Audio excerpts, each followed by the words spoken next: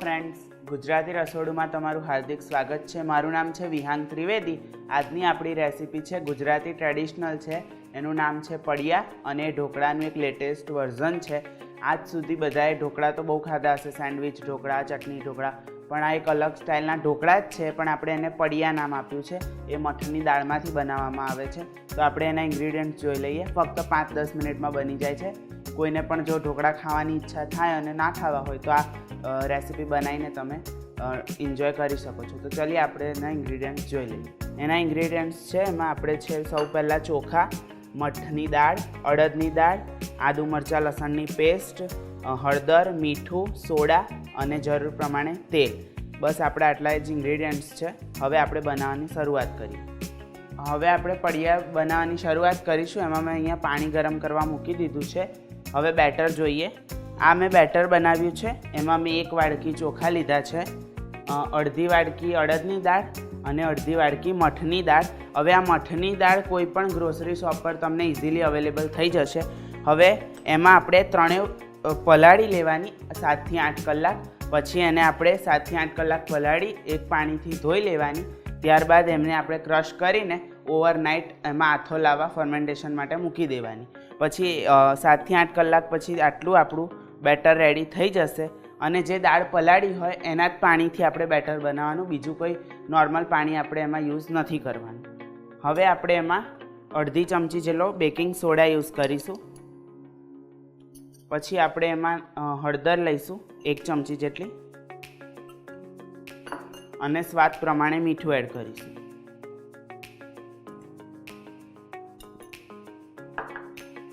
ત્યારબાદ તેમાં આદુ મરચાં લસણની પેસ્ટ એડ કરીશું। તમે જે પ્રમાણે તીખું ખાતા હોય એ પ્રમાણે તમારે એડ કરવાની છે। અને આમાં નોર્મલ જ તીખાશ હોય છે, એટલું બધું એ તીખું હોતું નથી, એટલે આપણે એ પ્રમાણે ધ્યાન રાખીશું અને આપણે બેટરને સરખું મિક્સ કરી લઈશું। હજુ આપણને લાગે છે કે આમાં હળદર એડ કરવા જેવી છે, તો આપણે એક અડધી ચમચી જેટલી નાની અડધી ચમચી હળદર એડ કરીશું અને એને પ્રોપર રીતે મિક્સ કરી લઈશું। આ તમે સ્નેક ટાઈમમાં પણ સાંજે ચા સાથે પણ તમે એને ભૂખ લાગી હોય થોડીક તો ફટાફટ બનાવવું હોય તો આપણે આ બેટર 2 થી 3 દિવસ સારું રહે છે, તો તમે એને ચા સાથે પણ એન્જોય કરી શકો છો। તમે જોઈ શકો છો આપણું આ બેટર એકદમ સરસ રેડી થઈ ગયું છે। હવે આપણે એને આ રીતના પતરાળાના પડિયા મળે છે, એ તમને કોઈ પણ પડિયાવાળાની દુકાન પર મળી જશે। એમાં આપણે એને સ્ટીમ કરવા મૂકવાના છે। તો આપણે એને તેલથી ગ્રીસ કરી લીધું છે। હવે આને આપણે એમાં ટ્રાન્સફર કરી લઈશું।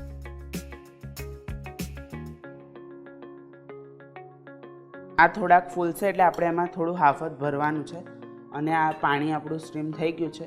હવે આપણે એને પડિયા અંદર મૂકી દઈશું।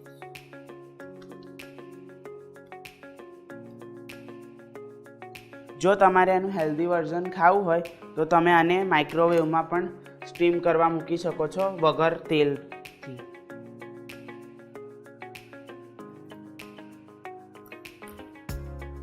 હવે આપણે આ બધા પડિયા અંદર મૂકી દીધા છે। હવે આપણે એને 10 થી 15 મિનિટ માટે સ્ટીમ થવા દઈશું।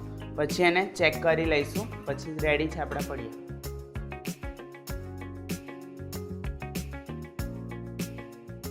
આપણા પડિયા સ્ટીમરમાં 5-10 મિનિટ રહેવા દીધા હતા, પછી એને ઠંડા કરીને બહાર કાઢી લીધા છે।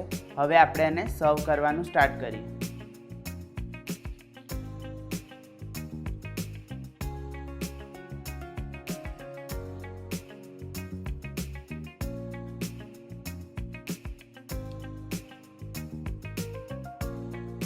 તો ફ્રેન્ડ્સ, આપણા પડિયા રેડી છે અને મેં સર્વ કરી લીધા છે। એમાં લસણની ચટણી અને તેલ સાથે ખવાતા હોય છે, તો મેં પણ એને એ જ રીતે સર્વ કર્યા છે। તો આપણા રેડી છે પડિયા।